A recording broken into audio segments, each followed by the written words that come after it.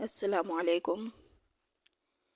کیا آپ دین اسلام سے متعلق یہ حقائق جانتے ہیں کہ قرآن کریم کے ایسے کون سے الفاظ ہیں جن کا مطلب آج تک اللہ تعالیٰ کے سوا کسی کو نہیں پتہ؟ اللہ کے عرش پر موجود لوح محفوظ کیا ہے؟ پل صراط کیا ہے؟ آئیے اسلامی تعلیمات کی روشنی میں ان سوالوں کا جواب جاننے کی کوشش کرتے ہیں۔ ہم سب جانتے ہیں کہ قرآن کریم کے ایک ایک لفظ اور اس کی تفسیر دنیا کا ہر شخص جان سکتا ہے، لیکن قرآن کریم میں کچھ الفاظ ایسے ہیں جن کا مطلب نہ کسی کو پتہ ہے، نہ ہی قیامت تک کسی کو معلوم ہوگا۔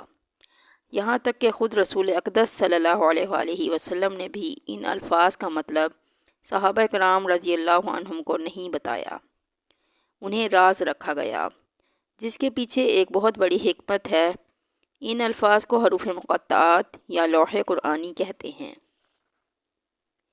یہ الفاظ اللہ تعالیٰ اور اس کے رسول صلی اللہ علیہ وآلہ وسلم کے درمیان ایک کوڈ ورڈنگ ہے، جن کا مطلب امت کو نہیں بتایا گیا، جبکہ بہت سارے علماء یہ اندازہ لگاتے ہیں کہ ان الفاظ میں قیامت کے دن محمد صلی اللہ علیہ وآلہ وسلم کی امت کے لیے خوشخبریاں چھپی ہیں، جو کہ روز آخرت ان کے کام آئیں گی، لیکن اگر انہیں دنیا میں بیان کر دیا جاتا تو شاید لوگ آخرت کے لیے اتنی محنت نہ کرتے جتنا کہ آج جہنم اور اللہ کے خوف سے کرتے ہیں۔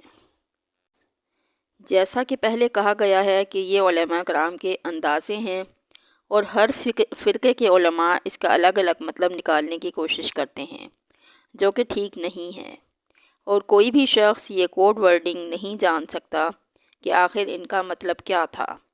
یہ واقعی کوئی خوشخبری ہے یا کہ وعید یا کوئی وارننگ، واللہ اعلم۔ لوح محفوظ کا نام تو ہر کسی نے سن رکھا ہے۔ لوح محفوظ وہ تختی ہے جس پر پوری کائنات کی تقدیر اور قیامت تک ہونے والے تمام معاملات کا علم پہلے سے لکھا ہوا ہے۔ اس علم میں اللہ پاک جس کو جتنا چاہتا ہے عطا فرماتا ہے۔ لوح محفوظ انسانوں کی پہنچ سے دور ہے، سوائے فرشتوں کے۔ یہ اللہ کے عرش پر محفوظ ہے، جس پر مکمل قرآن پاک درج ہے۔ دنیا و کائنات کی کوئی بھی مخلوق نہ اس علم میں سے کچھ چوری کر سکتی ہے، نہ اس کو تبدیل کر سکتی ہے، اور تمام آسمانی کتابیں نازل ہونے سے پہلے اسی لوح محفوظ پر لکھی ہوئی تھیں۔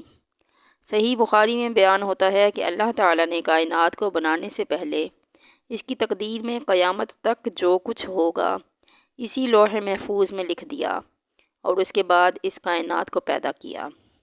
صرف حدیث میں ہی نہیں بلکہ قرآن کریم میں بھی لوح محفوظ کا ذکر موجود ہے، اور سورہ البروج میں بیان ہوتا ہے کہ یہ بزرگی والا قرآن ہے جو کہ لوح محفوظ میں لکھا ہوا ہے۔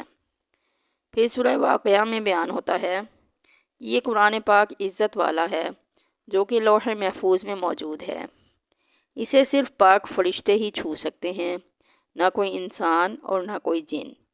انسانوں کا ہر چھوٹا بڑا عمل اس میں لکھا ہوا ہے، اور لوح محفوظ اللہ کے عرش کے پاس موجود ہے، جو کہ سفید موتیوں سے بنا ہے، اور اس کے صفحات سرخ یاقوت کے ہیں۔ اس کے الفاظ اور اس کا قلم نور سے بنا ہے۔ ایک روایت میں ہے کہ اللہ تعالیٰ ہر روز 360 مرتبہ اس پر نظر فرماتے ہیں، تو کسی کو عزت دیتے ہیں تو کسی کو آزمائش میں ڈالتے ہیں، کسی کو رزق دیتے ہیں تو کسی کو زندگی، اور کسی کے لیے موت کا حکم دیتے ہیں۔ اس کی لمبائی زمین اور آسمان کے برابر ہے، اور چوڑائی مشرق سے مغرب تک۔ یہ اللہ کے عرش کے دائیں طرف بندھی ہوئی ایک فرشتے کی گود میں ہے، جس کا ٹائٹل یہ ہے اللہ کے سوا کوئی عبادت کے لائق نہیں۔ اس کا دین اسلام ہے، اور محمد صلی اللہ علیہ وآلہ وسلم اس کے بندے اور رسول ہیں۔ جو بھی شخص اللہ پر ایمان لائے گا، اس کی باتوں کو سچا جانے گا، اس کے رسولوں کی اطاعت کرے گا، تو اللہ تعالیٰ اسے جنت میں داخل کرے گا۔ انسان کو اس کے اعمال کے مطابق یا تو جنت میں داخل کیا جائے گا یا پھر جہنم میں، لیکن جنت اور جہنم کا سفر ایک پل کے ذریعے دنیا کے ہر انسان کو طے کرنا ہوگا۔ یہ ایک ایسا بال سے بھی زیادہ باریک اور تلوار سے بھی زیادہ تیز پل ہوگا جو کہ جہنم کے اوپر ہوگا، اور اسے پار کرتے ہی سامنے جنت کا دروازہ ہوگا۔ کہا جاتا ہے کہ اس پل کی لمبائی تقریباً کئی ہزار سال کی مسافت جتنی ہوگی اور گنہگار لوگ اس کی شدت سے کٹ کٹ کر نیچے جہنم میں گر رہے ہوں گے، اور جنتی لوگ بجلی کی سی تیزی سے اسے پار کریں گے۔ کچھ لوگ اپنے اعمال کی وجہ سے آہستہ آہستہ چل کر، تو کچھ لوگ رینگ رینگ کر بہت ہی تکلیف سے چل رہے ہوں گے۔ پل صراط کے دوسری طرف محمد مصطفیٰ صلی اللہ علیہ وآلہ وسلم جنت میں جانے کی بجائے سجدے میں جا کر اپنی امت کے لیے دعا کر رہے ہوں گے کہ اے اللہ میری امت، اے اللہ میری امت، اے اللہ میری امت کی خیر فرما۔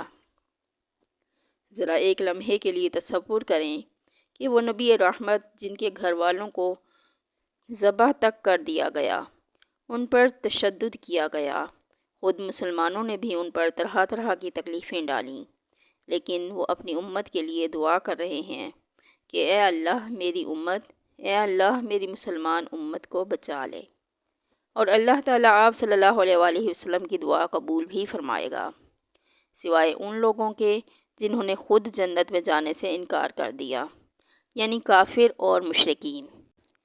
حضرت ابو سعید خدری رضی اللہ عنہ سے روایت ہے کہ ہم صحابہ یعنی رسول اکرم صلی اللہ علیہ وآلہ وسلم کی زندگی میں حاضر ہو کر سوال کرتے ہیں کہ اے اللہ کے رسول، یہ پل صراط کیا ہے؟